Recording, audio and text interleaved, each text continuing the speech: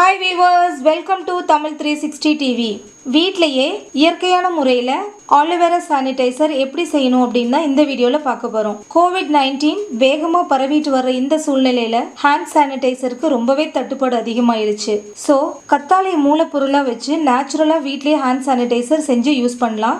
பாதுகாப்பாகவும் இருக்கும். சானிடைசர் செய்யறதுக்கு Aloe Vera ஜெல் 1 கப் எடுத்திருக்கேன். Aloe Vera ஜெல்லை மிக்சியில் அரைச்சி வச்சுருக்கேன். முடிஞ்ச அளவுக்கு நேச்சுரலாக Aloe Vera ஜெல் எடுங்க. கடையில் வாங்குற Aloe Vera ஜெல்லில் ப்ரிசர்வேட்டிவ்ஸ் கலந்துருப்பாங்க. இது கூட எலுமிச்சை சாறு 2 ஸ்பூன் ஆட் பண்ணிக்கிறேன். எலுமிச்சையில் சிட்ரிக் ஆசிட் இருக்கிறதுனால கிருமி நாசினியாகவும் யூஸ் ஆகும். அடுத்து தேங்காய் எண்ணெய் 1 ஸ்பூன் ஆட் பண்ணிக்கலாம். மோஸ்ட்லி ஹேண்ட் சானிடைசர் யூஸ் பண்ணுறப்ப நம்ம கைகள் ரொம்ப ட்ரை ஆயிரும். ஸோ அந்த மாதிரி வறண்டு போகாமல் இருக்க தேங்காய் எண்ணெய் ஆட் பண்ணுறோம். தேங்காய் எண்ணெய் நம்ம கைகளுக்கு இயற்கையான மாய்ஸ்சரைசிங் கொடுக்கும். அவ்வளோதான், ஹேண்ட் சானிடைசர் ரெடி. இப்போ இதை ஒரு ஸ்ப்ரே பாட்டிலில் மாற்றிக்கலாம். பாட்டில் ரொம்ப சின்னதாக இருக்கிறதுனால ஒரு ஃபெனல் வச்சு ஊற்றிக்கலாம்.